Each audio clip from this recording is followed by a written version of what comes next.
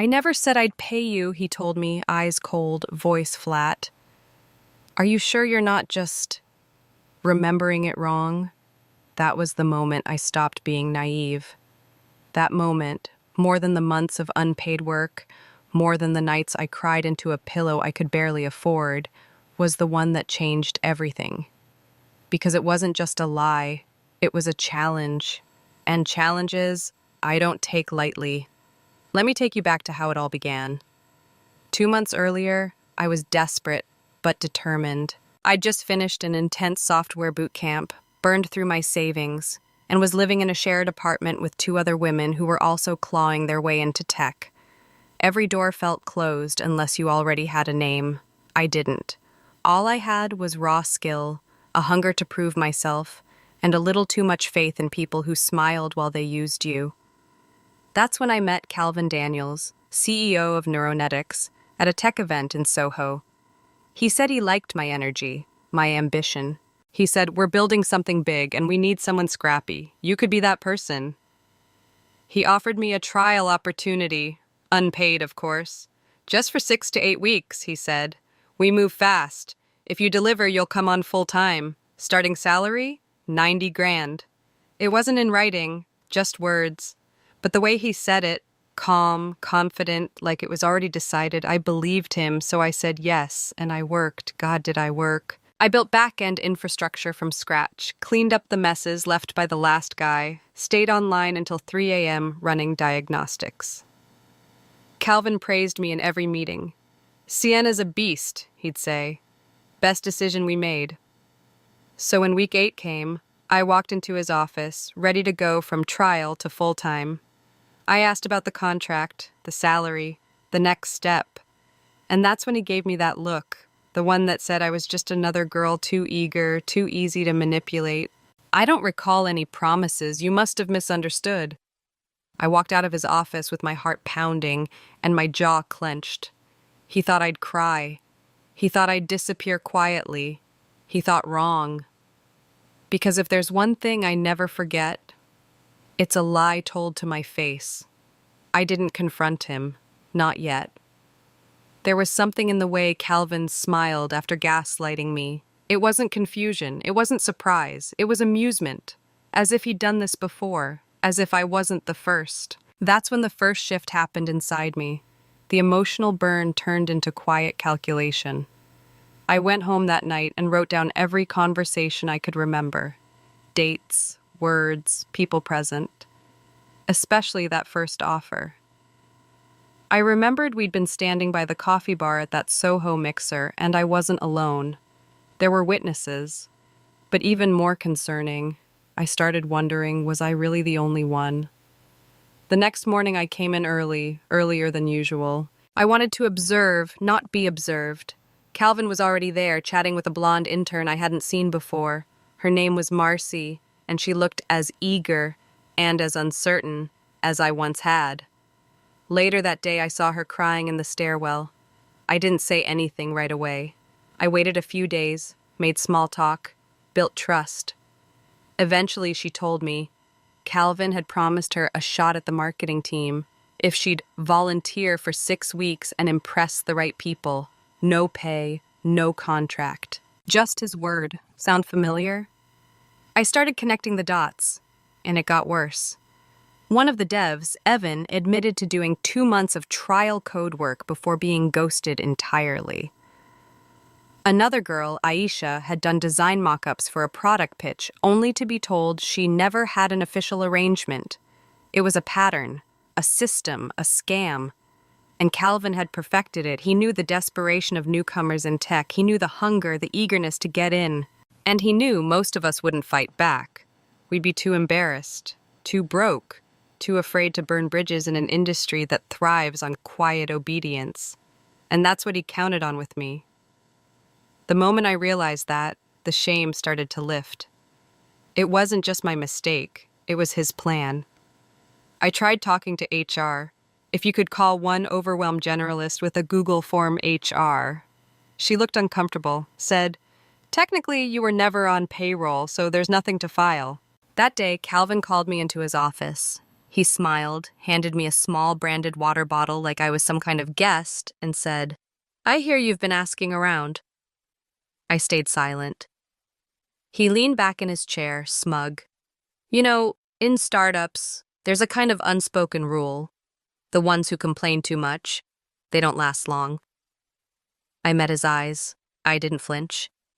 That night, I emailed myself every piece of work I'd contributed, every GitHub commit, every Slack message, every note. I downloaded timestamps, folder paths, server logs. I wasn't sure how I'd use it, but I knew why I had to. Because I wasn't just trying to get paid anymore.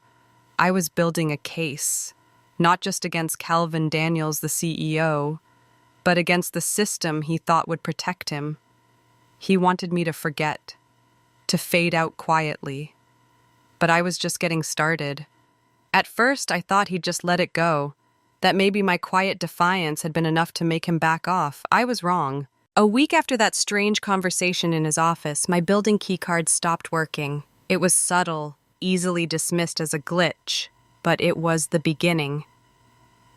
When I got in through the main reception, the desk assistant said, "You're not listed in the system anymore, but I'll buzz you in this time." No one had told me anything. I walked upstairs to find my desk, cleared out. My name wasn't on the whiteboard. My GitHub access was revoked. My Slack login gave me a user not found message. I stood there, frozen, like someone had quietly erased me from existence. I found Calvin in the break room, pouring oat milk into his cold brew like it was any other day. "Hey, Sienna," he said with that same casual confidence. "Didn't expect to see you here." I asked him what was going on. He raised an eyebrow. "Oh, didn't anyone tell you? We've decided to go a different direction with engineering. The project's pivoting. You were trial only, remember?" No meeting, no explanation, no warning, just deleted. I asked, "So you're just done with me?" He shrugged. "It was never official. You weren't under contract. There's nothing personal." But it was personal. He knew what he was doing. This wasn't about a pivot. This was about punishing me, for asking questions, for poking holes in his little empire of exploitation. Worse, without notice, I was suddenly out of work again. But this time, I'd spent 2 unpaid months building a back-end system I couldn't even show as mine anymore. I had no employer to list, no reference to give, just code floating in the cloud with someone else's name on it. That week, I overdrew my checking account for the first time in a year. Rent was due. My phone bill bounced. I started selling things, old clothes, books, the headphones I used for debugging calls. Pride became a luxury I could no longer afford. The worst part? I still questioned myself. Maybe I had misunderstood. Maybe I should have gotten it in writing. Maybe I was naive. Gaslighting doesn't end when they stop talking. It echoes. But in that silence, something else started to take shape, resolve. I reached out to Marcy, the intern Calvin had made vague promises to. We met in a park, both of us sitting on opposite ends of a bench like spies in a bad movie.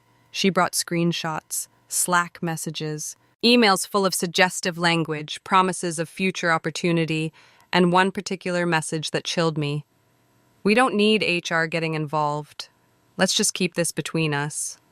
It wasn't just wage theft. It was a pattern of manipulation, laced with exploitation and silence. I found Evan, the dev who'd done work and been ghosted.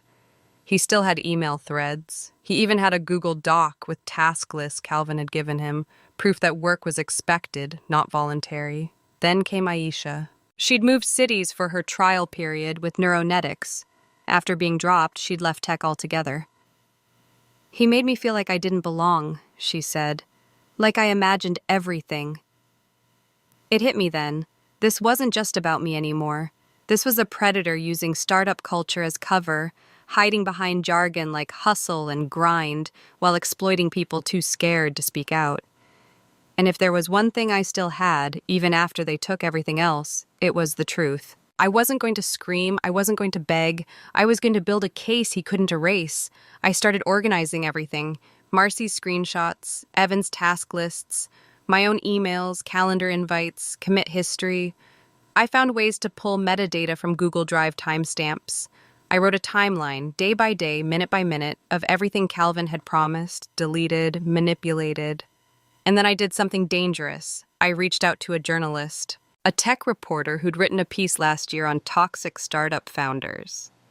I sent her a brief, no names, just a question. If someone had proof that a rising CEO in New York was running unpaid labor schemes through fake trial jobs, would anyone care? She replied 2 hours later, "Absolutely. Let's talk." The reporter's name was Jules Medina, and she didn't waste time. Within a day of our initial exchange, she called me. Her voice was sharp, steady, someone who'd been lied to one too many times and made a career out of exposing it. I gave her everything. The screenshots, the testimonies, the timeline. She was especially interested in Calvin's pattern, his wording, the manipulation of desperate job seekers, the systemic erasure of unpaid labor. "This isn't just a bad CEO," she said. "This is engineered exploitation." Still, she warned me, "We'll need someone to go on record. Without it, he'll just deny everything and say it's disgruntled ex-volunteers." I wasn't ready for that. Not yet. If I showed my face too soon, Calvin could twist the story, maybe even spin it into a pity narrative about startups being misunderstood. No, I needed more than exposure. I needed impact. So I took a step back and changed tactics. I stopped pushing. I stopped asking around. I deleted old Slack contacts, stopped reaching out to past coworkers, and went completely silent online. And like clockwork, Calvin relaxed. 2 weeks later, I got an email from him. No subject line, just one sentence. "Glad to see you've moved on. Best of luck out there." It was smug, subtle, but I knew what it meant. He thought I'd backed down. Perfect. Now he felt safe again. Safe enough to go back to his usual tricks. He started posting on LinkedIn about exciting new roles, looking for gritty self-starters to help neuronetics scale. His posts were vague, but I recognized the language. So did the others, and that's when I made my first real move. I replied to his email. I told him I appreciated the opportunity and was grateful for the experience, even if it didn't work out. I said I'd learned so much and wished him nothing but success. And then, very casually, I asked if I could attend the upcoming Neuronetics Investor and Product Showcase as a guest. I told him I'd love to see how the MVP turned out. I even joked that I'd bring cookies. He replied in 5 minutes. "Of course, come by. You'll love what we've done with it." He had no idea what I was planning. What he didn't know was that Jules had already connected with 3 other former contractors, including Marcy, and was preparing a full exposé.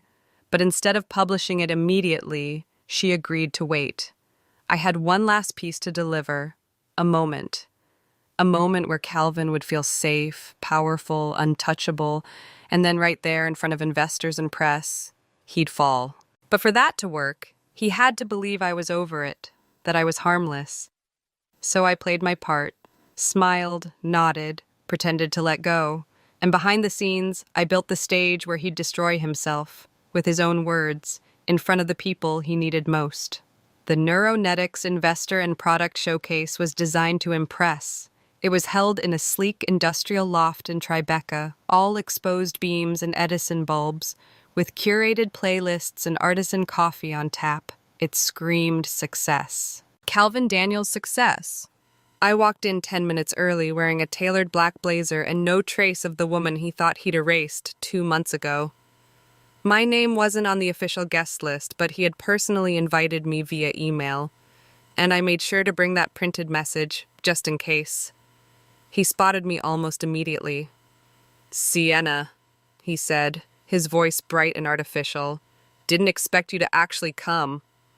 I smiled. "You invited me." He laughed like everything was a game. "Guess I did. Hope you enjoy the show."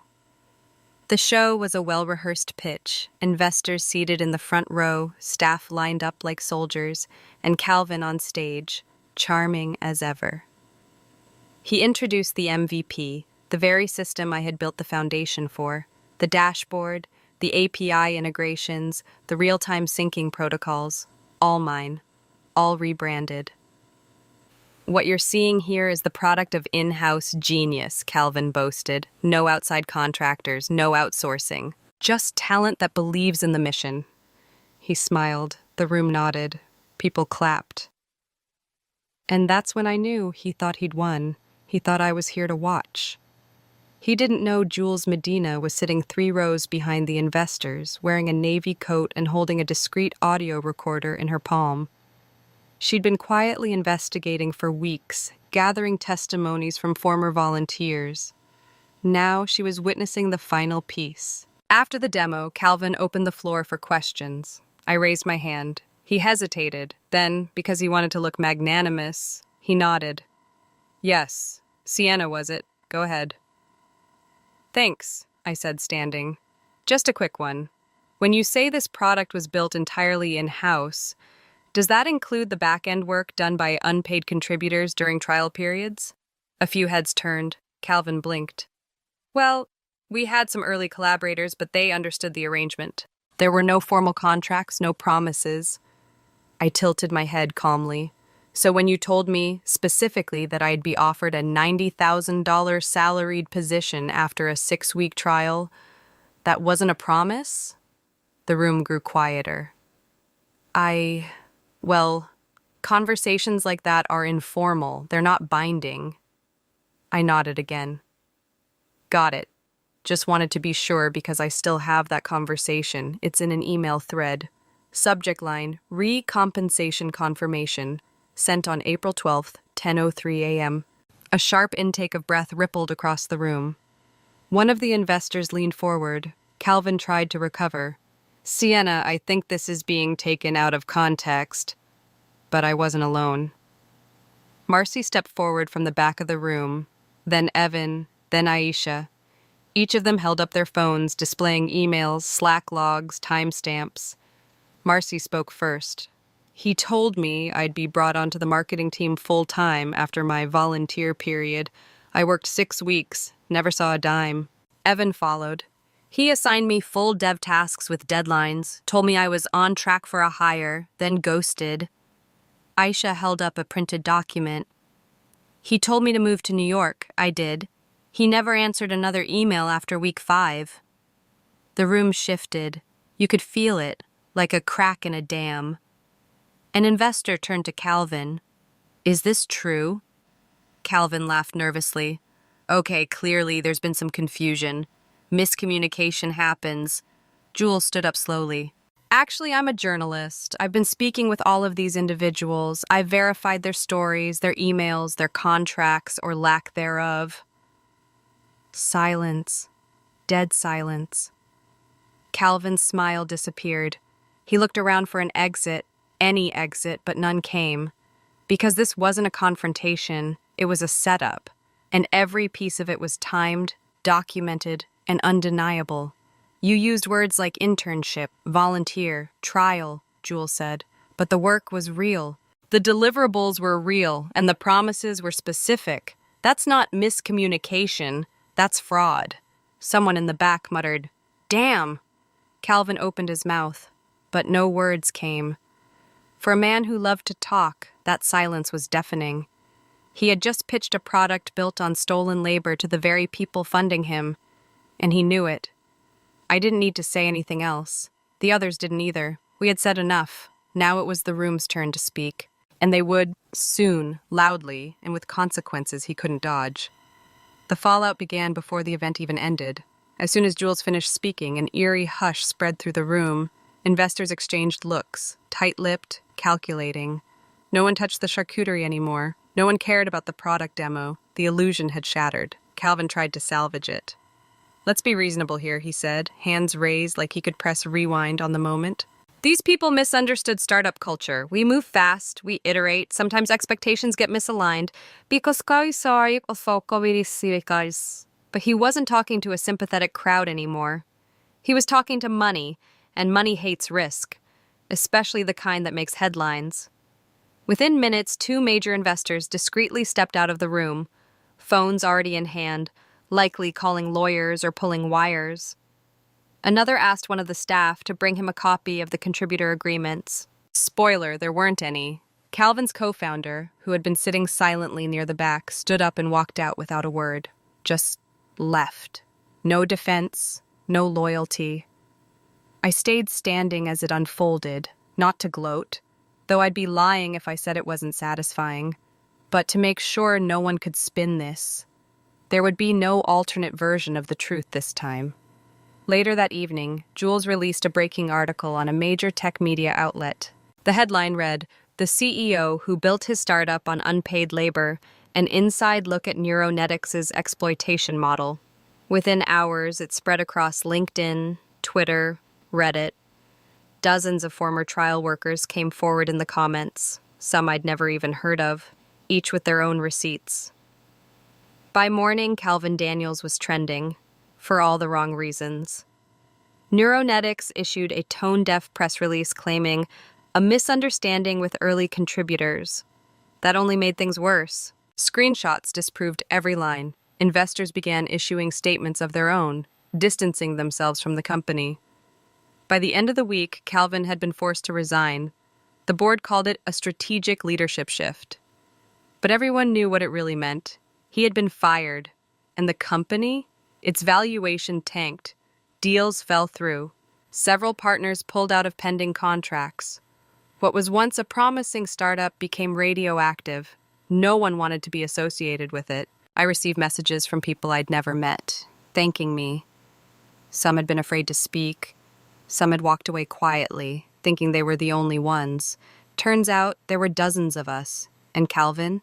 He disappeared from social media, deleted his profiles. Rumors said he tried to pitch another startup under a fake name. Didn't get far. Turns out, when you break enough people, eventually they build something stronger without you. I didn't sue. I didn't need to. The truth had already done the work. And standing in the wreckage, I realized something. This wasn't just revenge, it was justice. Not just for me, but for every voice that had been told to be quiet. Every unpaid opportunity that turned out to be a lie. Every broken promise dressed up as ambition. We didn't shout, we didn't scream, we just showed up and let the truth speak louder than he ever could. 6 months later, I thought it was over. Neuronetics had collapsed into a cautionary tale. Calvin Daniels had vanished from the tech world. I'd moved on, found a job at a mid-sized firm that actually valued its people. I kept my head down, rebuilt my confidence, and quietly helped other women navigate similar toxic work situations. I wasn't trying to be a symbol, I just wanted peace. Then, one rainy Thursday morning, I got an email. No subject line, just a name in the sender field, Calvin Daniels. I stared at the screen for a full minute before clicking. "Sienna, I know I'm the last person you want to hear from, but I've been reflecting. I'd like a chance to talk. One-on-one. No press, no drama, just closure. Calvin." Closure? That word sat wrong in my mouth. Like he wanted to rewrite the ending, turn his downfall into some kind of teachable moment for himself, as if my suffering had been part of his growth arc. But part of me was curious, not for him, for myself, so I agreed. I met him in a quiet cafe in Brooklyn.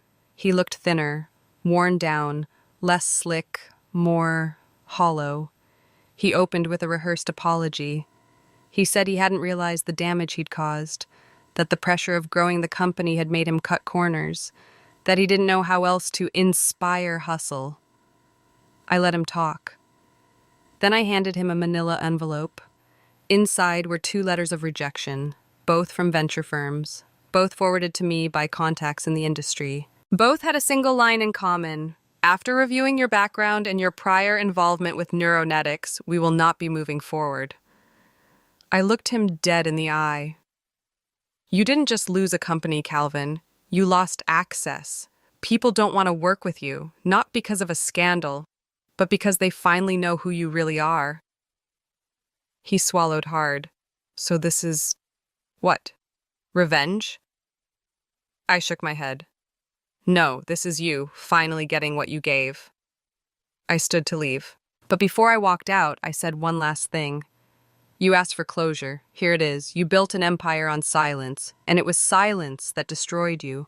Not screaming, not lawsuits, just the voices you ignored, finally being heard. And I left. I've learned that some battles aren't won by shouting, they're won by showing up. Calm, prepared, and undeniable, we don't always get the justice we deserve. But sometimes, when we tell the truth long enough, loud enough, and together, justice finds us. To anyone out there still questioning if they were imagining things, still wondering if they were overreacting, still blaming themselves for being too trusting, let me say this. You're not crazy, you're not weak, you're not alone. And you don't need to burn bridges. Sometimes you just need to let them collapse on their own.